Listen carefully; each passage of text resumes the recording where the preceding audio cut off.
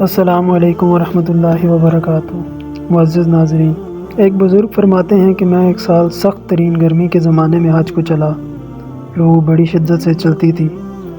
ایک دن جب کہ میں وسط حجاز میں پہنچ گیا، اتفاقاً قافلے سے بچھڑ گیا اور مجھے کچھ غنودگی سی آ گئی۔ دفعتاً آنکھ کھلی تو مجھے اس جنگل بیاباں میں ایک آدمی نظر آیا، تو میں جلدی اس کی طرف چلا تو دیکھا کہ ایک کمسن لڑکا تھا جس کی داڑھی بھی نہ نکلی تھی اور اس قدر حسین کہ گویا 14ویں رات کا چاند ہے، بلکہ دوپہر کا سورج۔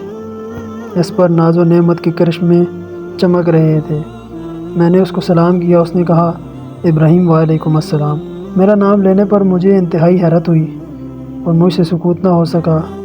میں نے بڑے تعجب سے پوچھا کہ صاحبزادے، تجھے میرا نام کس طرح معلوم ہوا؟ تو نے تو مجھے کبھی دیکھا بھی نہیں۔ کہنے لگا، ابراہیم، جب سے مجھے معرفت حاصل ہوئی ہے انجان نہیں بنا، اور جب سے مجھے وصال نصیب ہوا کبھی فراق نہیں ہوا۔ میں نے پوچھا کہ اس سخت گرمی میں اس جنگل میں تجھے کیا مجبوری کھینچ کر لائی؟ کہنے لگا، ابراہیم، اس کے سوا میں نے کبھی کسی سے انس پیدا نہیں کیا اور نہ اس کے سوا کسی کو ساتھی اور رفیق بنایا۔ میں اس کی طرف منقطع ہو چکا ہوں اور اس کے معبود ہونے کا اقرار کر چکا ہوں۔ میں نے پوچھا کہ تیرے کھانے پینے کا ذریعہ کیا ہے؟ کہنے لگا کہ محبوب نے اپنے ذمے لے رکھا ہے۔ میں نے کہا، خدا کی قسم، مجھے ان عوارض کی وجہ سے جو میں نے ذکر کیے تیری جان کے ہلاک ہو جانے کا اندیشہ ہے۔ تو اس نے روتے ہوئے کہ اس کی آنکھوں سے آنسوں کی لڑی موتیوں کی طرح سے اس کے رخساروں پر پڑ رہی تھی۔ چند شعر پڑھے جن کا ترجمہ یہ ہے کہ کون شخص ڈرا سکتا ہے مجھ کو جنگل کی سختی سے، حالانکہ میں اس جنگل کو اپنے محبوب کی طرف چل کر قطع کر رہا ہوں، اس پر ایمان لا چکا ہوں۔ عشق مجھ کو بے چین کر رہا ہے اور شوق ابارے لیے جاتا ہے، اور اللہ کا چاہنے والا کبھی کسی آدمی سے نہیں ڈر سکتا۔ اگر مجھے بھوک لگے گی تو اللہ کا ذکر میرا پیٹ بھرے گا، اور اللہ کی حمد کی وجہ سے میں پیاسا نہیں ہو سکتا۔ اگر میں ضعیف ہوں تو اس کا عشق مجھے حجاز سے خراسان تک لے جا سکتا ہے۔ تو میرے بچپن کی وجہ سے مجھے حقیر سمجھتا ہے۔ اپنی ملامت کو چھوڑ، جو ہونا تھا ہو چکا۔ میں نے پوچھا، تجھے خدا کی قسم اپنی صحیح عمر بتا کیا ہے؟ کہنے لگا کہ تو نے بڑی سخت قسم مجھ کو دے دی جو میرے نزدیک بہت ہی بڑی ہے۔ میری عمر 12 برس کی ہے۔ پھر وہ کہنے لگا کہ ابراہیم، تجھے میری عمر پوچھنے کی کیا ضرورت پیش آئی؟ میں نے بتا تو دی ہے۔ میں نے کہا، مجھے تیری باتوں نے حیرت میں ڈال دیا۔ کہنے لگا، اللہ کا شکر ہے، اس نے بڑی نعمت عطا فرمائی، اور اللہ کا فضل ہے کہ اس نے اپنے بہت سے مومن بندوں سے افضل بنایا۔ ابراہیم رحمۃ اللہ علیہ کہتے ہیں کہ مجھے اس کے حسن صورت، حسن سیرت اور شیریں کلام پر بڑا ہی تعجب ہوا۔ میں نے کہا، سبحان اللہ، حق تعالی شان ہو نے کیسی کیسی صورتیں بنائی ہیں۔ اس نے تھوڑی دیر نیچے کو سر جھکا لیا، پھر اوپر کی طرف منہ اٹھا کر بہت ترچھی کڑوی نگاہ سے مجھے دیکھا اور چند شعر پڑھے۔ اگر میری سزا جہنم ہو تو میرے لیے ہلاکت ہے۔ اس وقت میری یہ رونق اور خوبصورتی کیا بنائے گی؟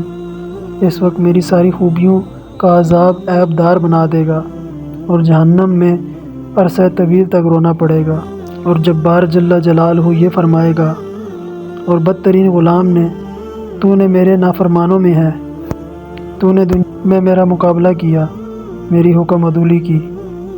کیا تو میرے عہد و پیمان کو بھول گیا تھا یا میری ملاقات کو بھول گیا تھا؟ تو اس دن دیکھے گا کہ فرمانبرداروں کے منہ 14ویں رات کے چاند کی طرح چمک رہے ہوں گے، اور حق تعالی شان اپنے اوپر سے انوار کے پردے ہٹا دیں گے، جس کی وجہ سے یہ فرمانبردار اس پاک ذات کی زیارت سے ایسے مبہوت ہو جائیں گے کہ اس کے مقابلے میں ہر نعمت اور ہر راحت کو بھول جائیں گے، اور حق تعالی شان ان فرمانبرداروں کو ہیبت اور خوشنودی کا لباس پہنائیں گے، اور ان کے چہروں کو رونق اور شادابی عطا ہوگی۔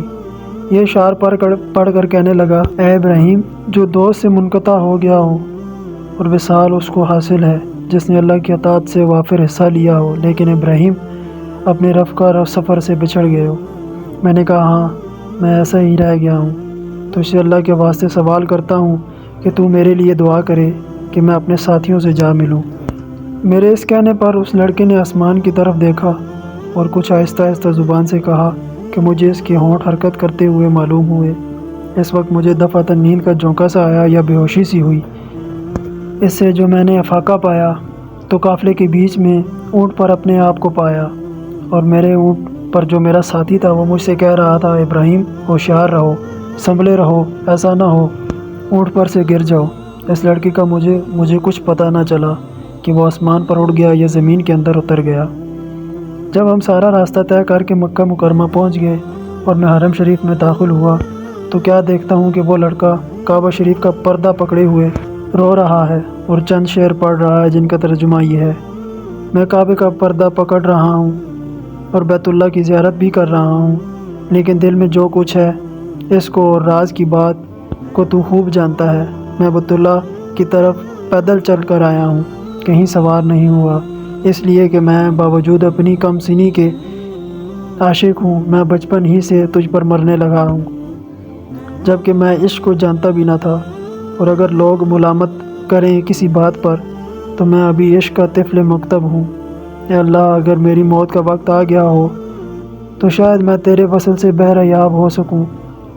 اس کے بعد وہ بے اختیار سجدے میں گر گیا اور میں دیکھتا رہا۔ اس کے بعد میں اس کے پاس گیا اور اس کو ہلایا تو وہ انتقال کر چکا تھا۔ ابراہیم رحمۃ اللہ علیہ کہتے ہیں کہ مجھے اس کے انتقال کا بڑا سخت صدمہ ہوا۔ میں وہاں سے اٹھ کر اپنی قیام گاہ پر آیا اور اس کے کفن دینے کے لیے کپڑا لیا اور مدد کے لیے 1-2 آدمی ساتھ لیے، اور وہاں پہنچا جہاں اس کو مردہ چھوڑ کر آیا تھا، تو اس کی نعش کا کہیں پتہ نہ چلا۔ وہاں دوسرے حاجیوں سے دریافت کیا مگر کسی کو بھی پتہ نہ چلا کہ کسی نے اس کو دیکھا ہو، تو میں نے سمجھا کہ اللہ جل شانہ نے اس کو لوگوں کی آنکھوں سے پوشیدہ فرما دیا ہے۔ میں وہاں سے اپنی قیام گاہ پر واپس آیا اور مجھے کچھ غنودگی سی آ گئی، تو میں نے اس کو خواب میں دیکھا کہ وہ ایک بہت بڑے مجمع میں ہے اور سب سے پیش ہے، اور اس پر اس قدر نور چمک رہا ہے اور ایسے عمدہ جوڑے ہیں کہ اس کی صفت بیان میں نہیں آ سکتی۔ میں نے اس سے پوچھا کہ تو وہی لڑکا ہے؟ کہنے لگا میں وہی ہوں۔ میں نے پوچھا کیا تیرا انتقال نہیں ہوا؟ اس نے کہا ہاں ہو گیا ہے۔ میں نے کہا کہ میں نے تو تجھے تجہیز و تکفین کے لیے بہت تلاش کیا، کہیں پتہ نہ چلا۔ ابراہیم سن، جس نے مجھے میرے شہر سے نکالا اور اپنی محبت میں قید کیا اور میرے عزیز و اقارب سے جدا کیا، اس نے مجھے کفن دیا اور کسی دوسرے کا محتاج نہیں بننے دیا۔ میں نے پوچھا کہ حق تعالی شانہ نے مرنے کے بعد تیرے ساتھ کیا معاملہ کیا؟ اس نے کہا اللہ جل جلالہ نے مجھے اپنے سامنے کھڑا کیا اور فرمایا کہ تو کیا چاہتا ہے؟ میں نے عرض کیا کہ الہی تو ہی مقصود ہے اور تیری ہی مجھے آرزو ہے۔ فرمایا کہ بے شک تو میرا سچا بندہ ہے اور جو تو مانگے اس کے لیے کوئی رکاوٹ نہیں ہے۔ میں نے عرض کیا کہ میں یہ چاہتا ہوں کہ میرے زمانے کے تمام آدمیوں میں میری سفارش قبول فرما لے۔ ارشاد ہوا کہ ان کے سب کے بارے میں تیری سفارش مقبول ہے۔ ابراہیم رحمۃ اللہ علیہ کہتے ہیں کہ اس کے بعد اس لڑکے نے خواب میں مجھ سے رخصتی مصافحہ کیا اور میں نیند سے بیدار ہو گیا۔ میں نے اپنے حج کے جو ارکان باقی تھے وہ پورے کیے، لیکن اس لڑکے کی یاد سے اور اس کے رنج سے میرے دل کو قرار نہ تھا۔ میں حج سے فارغ ہو کر واپس ہوا، لیکن راستے میں سارے قافلے والے یہ کہتے تھے کہ ابراہیم تیرے ہاتھ کی مہک سے ہر شخص حیران ہے کہ کیسی خوشبو آ رہی ہے، اور اس واقعے کے نقل کرنے والے کہتے ہیں کہ مرنے تک ابراہیم رحمۃ اللہ علیہ کے ہاتھوں میں سے وہ خوشبو آتی رہی۔